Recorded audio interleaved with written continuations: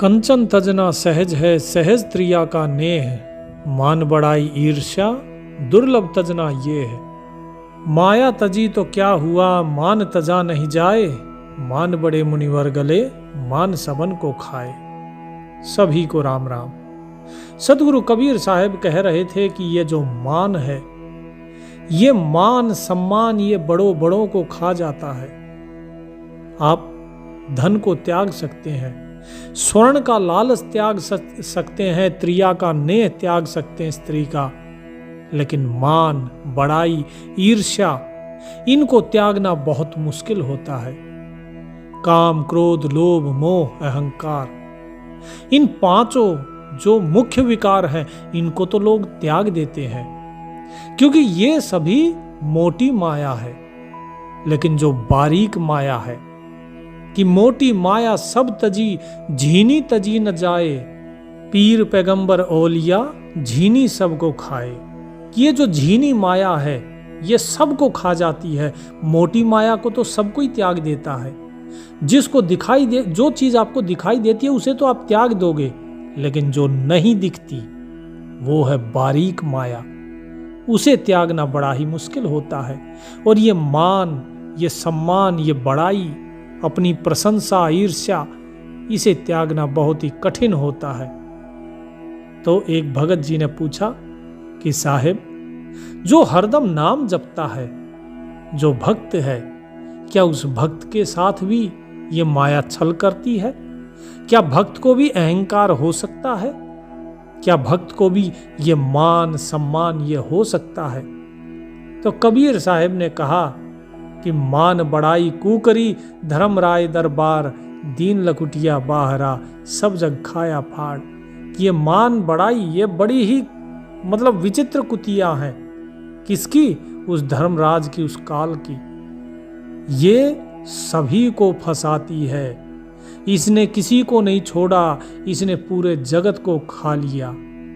तो लोगों ने पूछा कि फिर ये कुतिया अगर भक्त को खाती हैं, अगर ये मान बड़ाई ये किसी भक्त को अगर अपने पास में अपने फंदे में फंसा ले, तो फिर उसका क्या होगा साहिब? उसकी मुक्ति कैसे होगी? वो कैसे छूटे इनसे? तो सतगुरु कबीर साहब कहते हैं, जहां आपा तहां आपदा, जहां संशय तहां सोग, कहे कबीर कैसे मिटे चारों दीर्घ रोग। तो कबीर साहब की ये साखी लोगों को समझ में आई नहीं। लोगों ने कहा कि साहब ये बात समझ में नहीं आई जो आप कह रहे हैं, इसको थोड़ा विस्तार से समझाइए। तो कबीर साहब बोले कि ठीक है, आज आपको हम एक भक्त के बारे में बताते हैं। बड़े उत्तम भक्त हुए और वो किस प्रकार माया के फंदे में फंसे और किस प्रकार निकले। जब ये चीज आपको समझ में आएगी तो आप ये भी समझ जाएंगे कि इस झीनी माया से कैसे बचा जाए।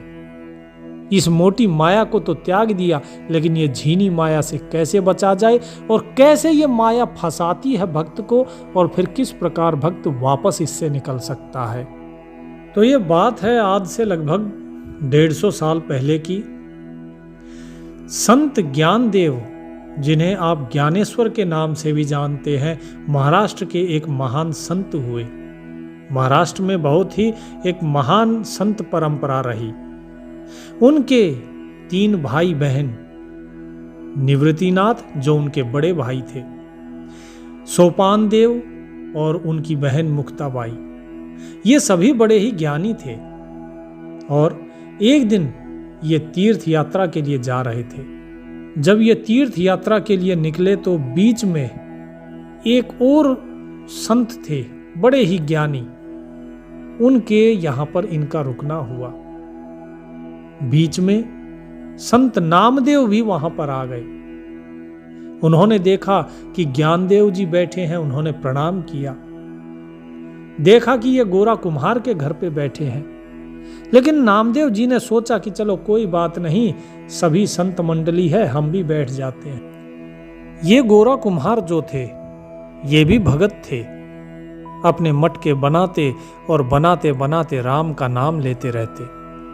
इनका कहना था कि वो परमात्मा भी तो कुम्हार है, जिसने हम सभी मटकों को बनाया है।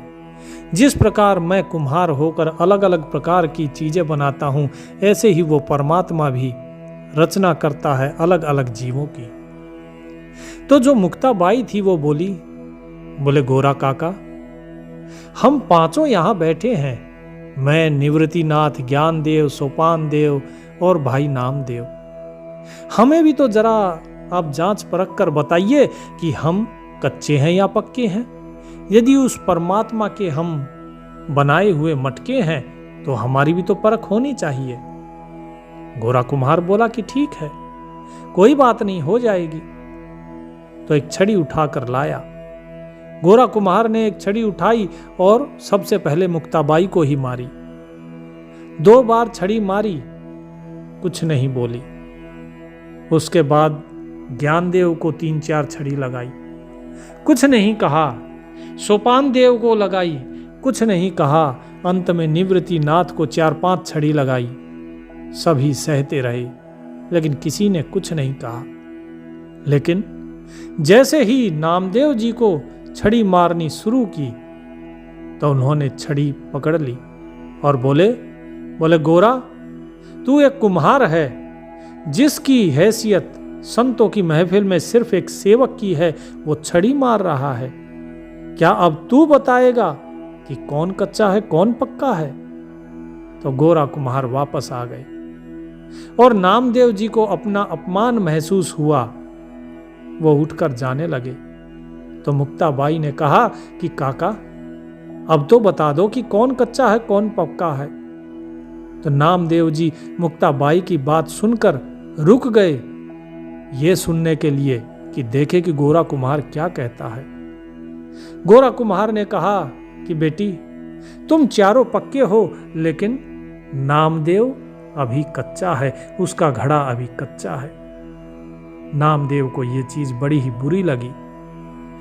उनका दिल टूट गया, क्योंकि अहंकार जो हिचकोले लगा रहा था अभी तक, अहंकार जो उफान ले रहा था, अचानक मानो उनके ऊपर तो कई घड़ों पानी गिर गया हो। ये बुरा क्यों लगा? बाकियों को भी तो डंडी पड़ी थी, लेकिन बाकी संतों को बुरा नहीं लगा, केवल नामदेव जी को बुरा लगा। क्यों? क्योंकि उनका जो अहंकार था, जो अहम था, वो आहत हुआ। अब आप पूछोगे कि एक भक्त और उसके अंदर अहंकार, फिर वो भक्त कैसा हुआ? बात ऐसी है कि जब जो नामदेव थे वो छोटे थे तो इनके पिता दामा सेठ और इनकी माता गोणाबाई को एक बार कहीं तीर्थ यात्रा पर जाना था। ये घर पे अकेले थे। इनके पिता कह के गए कि बेटा, हम 1-2 दिन में आ जाएंगे, तुम अपने चाचा के पास रहना। और जो पड़ोसी थे उनको भी कह गए कि भाई बालक है, ध्यान रखना, लेकिन बेटा एक चीज याद रखना, भोग लगाना पहले ठाकुर जी को, पहले विट्ठल को भोग लगाना, उसके बाद ही भोजन करना। इन्होंने कहा कि ठीक है। अब इन्हें क्या पता कि पिताजी कैसे भोग लगाते थे। इन्होंने तो सोचा कि जैसे हम भोजन करते हैं ऐसे ही प्रभु भी भोजन करेंगे। इन्होंने ले जाकर भोग रखा प्रभु के सामने, विट्ठल के सामने, लेकिन उन्होंने नहीं किया। अब इन्हें लगा कि मेरे से कोई गलती हुई है, आने के बाद पिताजी मुझे मारेंगे। ये रोने लगे और कहा कि मैं भी तब तक भोजन नहीं करूंगा जब तक आप स्वयं नहीं करेंगे। अब नामदेव जी को तो यही था कि यही विट्ठल है और यही भगवान है। अब उनको तो ये चीजें नहीं पता थी ना कि उनके पिताजी कैसे भोग लगाते थे। धीरे धीरे 2 दिन हो गए, सुबह से शाम हो गई, लेकिन कुछ नहीं खाया विट्ठल ने और ना ही नामदेव जी ने। आखिर में विट्ठल को स्वयं प्रकट होना पड़ा और भगवान विट्ठल ने आके नामदेव का दूध पिया और भोजन खाया। उस दिन के बाद से रोजाना नामदेव विट्ठल के मंदिर जाते, वहां बैठते, उनसे घंटों बातें करते, उनके साथ खेलते। इतना ही नहीं, एक बार नामदेव की जो झोपड़ी थी उस पर खुद छान दिलवाने के लिए, छान होती है पहले जो छप्पर की छत होती थी, कुटिया जो बनती थी, ऊपर में घास फूस की छत डलती थी, उसको डलवाने के लिए स्वयं विट्ठल आए और उन्होंने नामदेव जी की कुटिया बनवाई थी। तो इस करके भी नामदेव जी का बड़ा नाम था। पेशे से बेशक दर्जी थे, लेकिन लोग उन्हें संत नामदेव और भक्त नामदेव कहते थे। कोई कोई उन्हें भगवान नामदेव भी कह देता। जो माया होती है, इस माया को व्यक्ति त्याग देता है। ये माया जब व्यक्ति भक्ति में चलता है तो पहले फंसाने की कोशिश करती है। काम, क्रोध, लोभ, मोह, अहंकार, ये सब कुछ देने की कोशिश करती है। लेकिन जब व्यक्ति इससे पार होता है, इनसे आगे निकलना शुरू हो जाता है, तो यह माया हाथ जोड़ लेती है और फिर ये अपना सूक्ष्म रूप दिखाती है। और सूक्ष्म रूप कैसे? कि ये प्रशंसा, ईर्ष्या, मान, बड़ाई, इनके माध्यम से हमला करती है। व्यक्ति को लगता है, भगत को लगता है, ओहो मैंने तो पार कर लिया माया को, अब माया कुछ नहीं करेगी। लेकिन नहीं, जब तक आप हो तब तक आपकी परछाई भी आपके साथ है। आपकी अपनी परछाई आपका साथ नहीं छोड़ती है। इसी प्रकार नामदेव जी का भी साथ नहीं छोड़ा। उसने प्रशंसा करनी शुरू की। लोगों के माध्यम से माया ने प्रशंसा करवाई। अरे वाह नामदेव जी, आप तो महान भक्त हैं, आपने तो स्वयं विट्ठल को प्रकट कर दिया, आप जैसा भक्त तो कोई होगा ही नहीं। और भला अपनी प्रशंसा सुन के कौन फूला नहीं समाएगा? किसके मन में आनंद की हिलोर नहीं उठेंगी?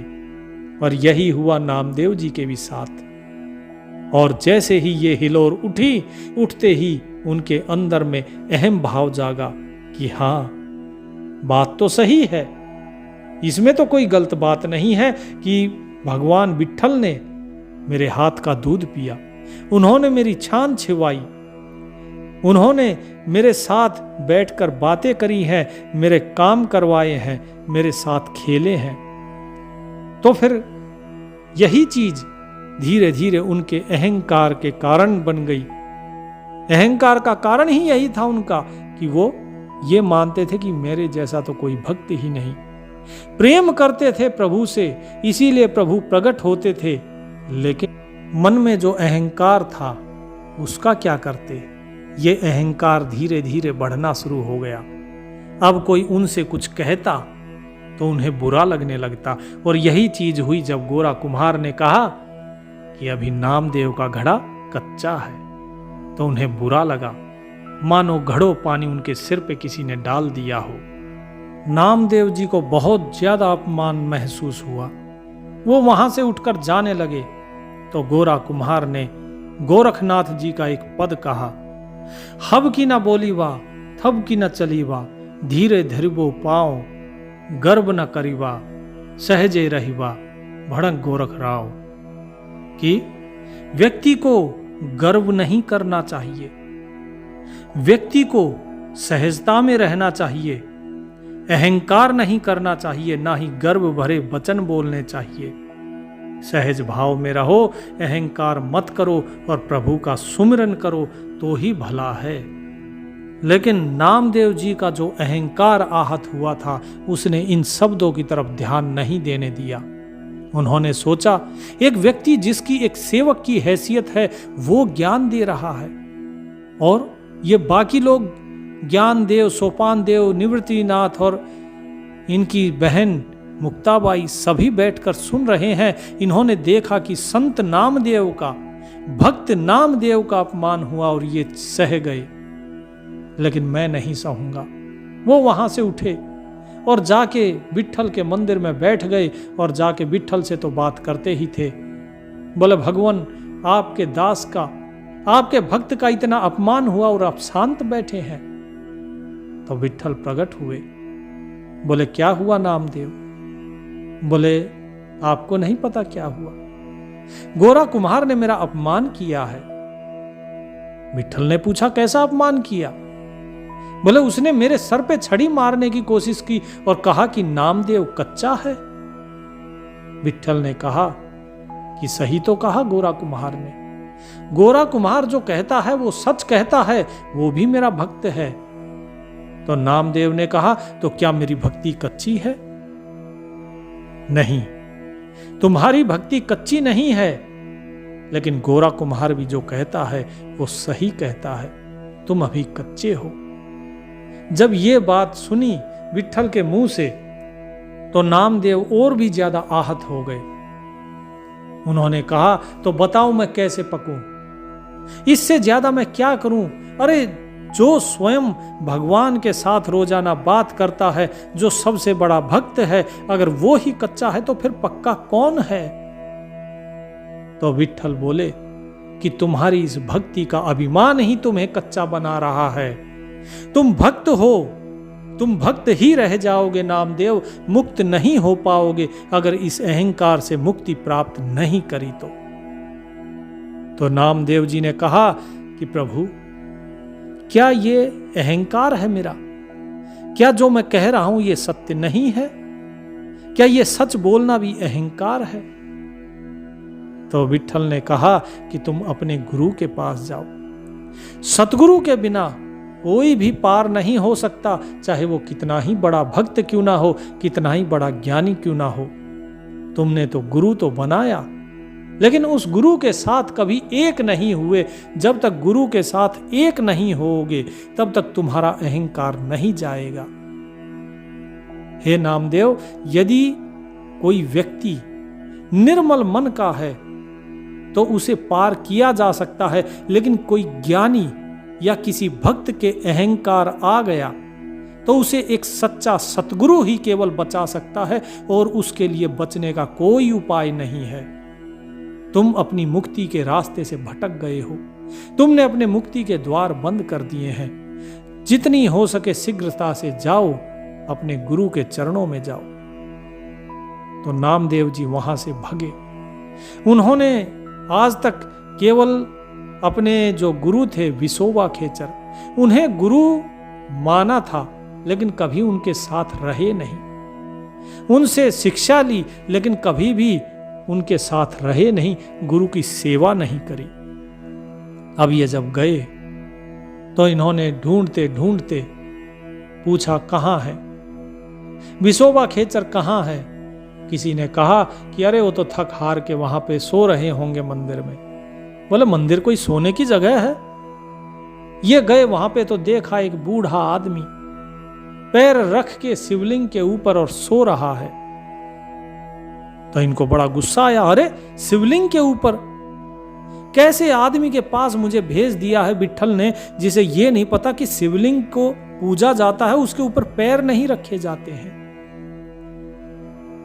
फिर भी विट्ठल की आज्ञा थी। तो नामदेव जी आए और कहा कि इसके ऊपर पैर मत रखिए। क्यों इसके ऊपर आपने पैर रखा हुआ? ये पूजने के लिए होता है, पैर रखने के लिए नहीं। तो उन्होंने कहा कि अरे नामिया। बोले, नामिया? अरे सारा संसार मुझे भक्त नामदेव, संत नामदेव, कोई कोई भगवान नामदेव कहता है, और ये कह रहा है नामिया। बोले, रे नामिया, मेरे पैर उठा के फिर वहां रख दे जहां पे शिवलिंग नहीं है। मैं तो बूढ़ा हो गया, मेरे से तो पैर नहीं हिलेंगे भाई। अब नामदेव जी सोचा कि क्या इनके मुंह लगना, ऐसे गुरु से तो अच्छा है कि मैं ना ही गुरु बनाऊं। वो वापस मुड़े तो उन्होंने फिर कहा, नामिया, अरे विट्ठल की भी नहीं मानेगा क्या? अरे गुरु की तो कभी नहीं मानी, कम से कम उस विट्ठल की तो मान ले जिसका तू भक्त है। जब ये बात सुनी नामदेव जी ने तो उनको समझ आई कि इनको यहां पड़े पड़े कैसे पता लग गया कि विट्ठल की और मेरी क्या बात हुई है। तो वापस आए और वापस आकर बोले गुरुजी, गुरु तो मैं धारण कर लूंगा आपको, गुरु तो मैंने आपको बनाया है, लेकिन मैं कैसे मानूं? अरे आप जिस प्रकार का काम कर रहे हैं, इस प्रकार का काम कोई गुरु करता है क्या? बोले, तो ठीक है, जिस प्रकार का नहीं करता तू वैसा कर दे। अरे नामिया, मैं तो बूढ़ा हो गया रे। अरे इस पैरों को उठा के जरा साइड में रख दे, बगल में कर दे, जहां शिवलिंग ना हो वहां रख दे। तो नामदेव जी ने उनके दोनों पैर टखने से पकड़े और उठा के बगल में रखने लगे, तो वहां से भी शिवलिंग प्रकट हो गया। उसके बाद उन्होंने सोचा कि दूसरी तरफ रख दूं, वहां पे रखने लगे तो वहां भी शिवलिंग प्रकट हो गया। इस प्रकार करके उन्होंने चारों तरफ घूम गए, जहां पैर रखने लगे वहीं प्रकट हो जाता शिवलिंग। अब विसोबा खेचर ने कहा, अरे नामिया क्या कर रहा है, मैंने तुझसे कहा था मेरे पैर बगल में रख दे। अरे तू तो मेरी चक्कर घिन्नी बनाए हुए है, कभी इधर घुमाता है कभी उधर घुमाता है। अब नामदेव जी को समझ में आ गया कि विसोबा खेचर कोई ऐसे वैसे गुरु नहीं है, ये तो कोई सतगुरु ही है। नहीं तो जिसके लिए स्वयं शिवलिंग प्रकट हो जाए वो एक सामान्य गुरु कैसे हो सकता है। उन्होंने कहा कि क्या करूं, मैं तो जहां पैर रखना चाहता हूं वहीं शिवलिंग प्रकट हो जाता है। बोले तो अब क्या करेगा। तो उन्होंने उनके दोनों पैर उठा के अपने सर पे रख लिए, और जैसे ही सर पे रखे और गुरु की चरण रज जब उनके सर पे पड़ी तो पड़ते ही जो अहंकार था वो गल गया, और जब अहंकार गल गया तो ज्ञान का उदय हुआ। कबीर साहब बोले राई घटे न तिल बढ़े, बिदना लिख जो लेख, साचा सतगुरु जो मिले ऊपर मारे मेख। कबीर हरि के रूठते गुरु की सरने जाए, कहत कबीर गुरु रूठते हरि ना होत सहाय। कि यदि भगवान रूठ जाए तो गुरु की शरण में जाओ, क्योंकि गुरु प्रसन्न हो गए तो भगवान फिर प्रसन्न हो जाता है, लेकिन यदि गुरु ही नाराज हो गया तो फिर भगवान भी तुम्हें नहीं बचा सकता। और याद रखना, तुम्हारे नसीब में जो लिखा है उसका तो भोगना ही होगा। न राई के बराबर वो बढ़ सकता है, न तिल के समान वो घट सकता है। न राई के बराबर कोई तुम्हारे कर्म का कर्म फल घटा पाएगा, न तिल के समान बढ़ा पाएगा। केवल सतगुरु ही है जो एक बार अपनी मोहर लगा देते हैं कि ये बंदा मेरा हुआ, उसके बाद काल भी उसका कुछ नहीं कर सकता, वो तकदीर बदल सकते हैं। इसीलिए सतगुरु बहुत जरूरी है। तो जो भक्त अहंकार कर जाता है, जो भक्त या ज्ञानी इस झीनी माया में फंस जाता है, उसे केवल और केवल सतगुरु ही बचा सकते हैं, नहीं तो नहीं। साहेब बोले, प्रभुता को सब कोई भजे, प्रभु को भजे न कोई, कहे कबीर प्रभु को भजे, प्रभुता चेरी होए। कि जब व्यक्ति प्रभुता को भजता है, आमतौर पर संसार किसके सामने हाथ जोड़ता है? बड़े लोगों के सामने, कि जो बड़ा होता है उसी को सब भजते हैं, उसी को प्रणाम करते हैं, लेकिन उस प्रभु को नहीं भजता जो प्रभुता देता है। उस परमात्मा को कोई नहीं भजता। हर कोई बड़ाई चाहता है, लेकिन सबसे बड़ा परमात्मा है उसे कोई नहीं चाहता। कबीर साहब कहते हैं, जो अगर उस प्रभु को भजेगा तो बड़ाई तो तुम्हारी चेली बन जाएगी, दासी हो जाएगी। तो जो मैंने आपको पहले दोहा बताया कि जहां आपा तहां आपदा, जहां संशय तहां सोग, कहें कबीर कैसे मिटे चारों दीर्घ रोग। कि जहां पर तुम्हारा आपा है यानी अहम है, वहीं पर समझ लो कि तुम्हारे लिए आफत आ गई है, और जहां पर तुम्हारे अंदर कोई संशय पैदा हो गया वहीं पर समझ लो कि तुम्हारे लिए शोक उत्पन्न हो चुका है। अब तुम इस संशय और शोक के अंदर फंसते रह जाओगे, आगे पार नहीं हो पाओगे। क्योंकि इस संशय और शोक के अंदर फंस के और अहंकार के अंदर फंसने के बाद बाकी जो काम, क्रोध, लोभ, मोह, चारों जो दीर्घ रोग हैं, ये इसी से उत्पन्न होते हैं। वो कैसे मिटेंगे? वो तो और बढ़ते जाएंगे। तो इसीलिए बार बार कबीर साहब कहते हैं कि इस मान सम्मान इसको छोड़ दो, क्योंकि इसने बड़े बड़े मुनियों को खा लिया। माया तजी तो क्या हुआ, मान तजा नहीं जाए। इस मान के ही चक्कर में तो फंस गए थे नामदेव जी। बोले इसी मान से बड़े बड़े ऋषि मुनि गल गए। ये मान सबको खा जाता है, ये किसी को नहीं छोड़ता। इसीलिए उस प्रभु के भजन में लगे रहो, भक्त बनो लेकिन दास भाव से।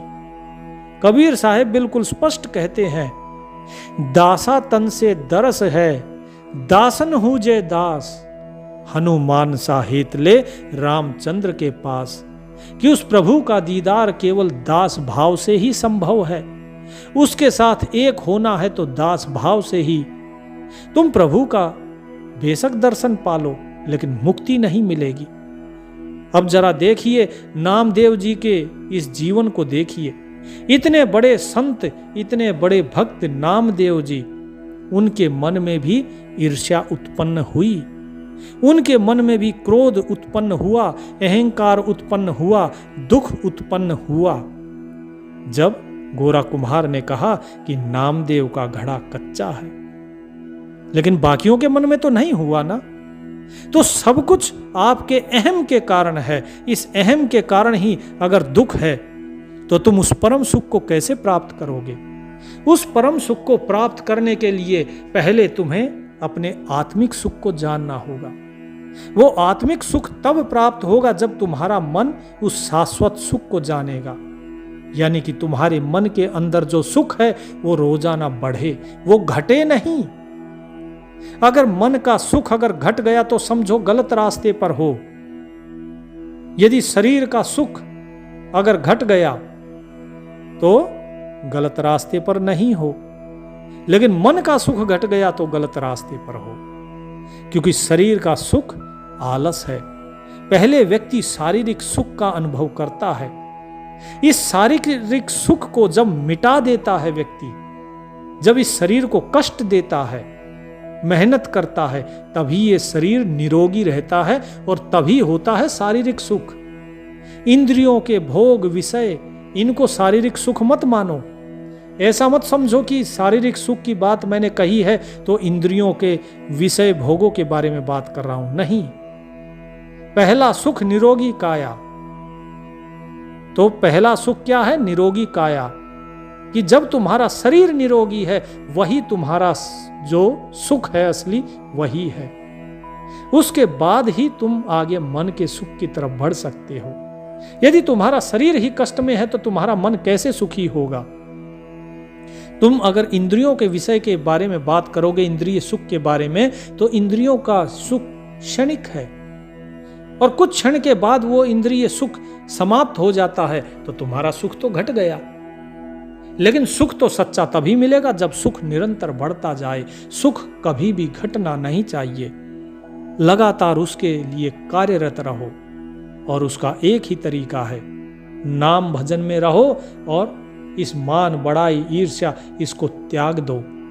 काला मुंह कर मान का आदर लावो आग, मान बड़ाई छाड़ के रहो नाम लो लाग। कि इस मान का, इस सम्मान का काला मुंह करके इसको भगा दो और जो आदर मान है इसको आग लगाओ। नहीं चाहिए किसी प्रकार का आदर। जो भक्त मान और आदर के चक्कर में, नाम बड़ाई के चक्कर में फंस जाता है वो इस संसार में फंस जाता है। इसीलिए इनको छोड़कर केवल उस नाम में लगे रहो। अन्यथा नामदेव जी को तो सतगुरु मिल गए विशोबा खेचर के रूप में, लेकिन आपको कहां से मिलेंगे? क्योंकि उनके अंदर केवल एक ही गलती थी, केवल एक ही उनके अंदर जो त्रुटि थी, जो अवगुण था, वो था मान, अहम भाव। लेकिन आपके अंदर तो बहुत से अवगुण हैं। जब तक वे दूर नहीं होंगे तो सतगुरु कैसे मिलेंगे? देहधारी गुरु जो होता है वो ही आपके अहंकार को दूर करता है। सतगुरु आपके अहंकार को दूर नहीं करेंगे। याद रखना, केवल देहधारी गुरु करेगा। अगले भाग में हम जानेंगे कि सतगुरु हमेशा छोटे रूप में क्यों आते हैं, नीची जाति में, कहीं कोढ़ी बन के, कहीं पर जुलाहा बन जाते हैं और कहीं पर वो चमार बन जाते हैं, कहीं पर वो सूप बेच रहे हैं, कहीं पर कुछ, कहीं पर कुछ। इतने छोटे रूप में क्यों मिलते हैं सतगुरु? श्री राम को देखिए, राजकुल में, राजवंश में उत्पन्न हुए। श्री कृष्ण को देखिए, वो भी राजा के पुत्र थे। जब ये राजघराने में पैदा हुए तो फिर सतगुरु की इतने छोटे में पैदा होते हैं। आखिर ऐसा क्यों है? क्यों सतगुरु अवतार लेते हैं? क्यों इस धरा पर आते हैं और लघु रूप में, ऐसी नीची जात में क्यों? इस चीज के बारे में अगले सत्संग में हम चर्चा करेंगे। तब लग प्रभु का नाम सुमरन कीजिए। परमात्मा सभी को आनंद और सुख शांति दे। सत साहेब।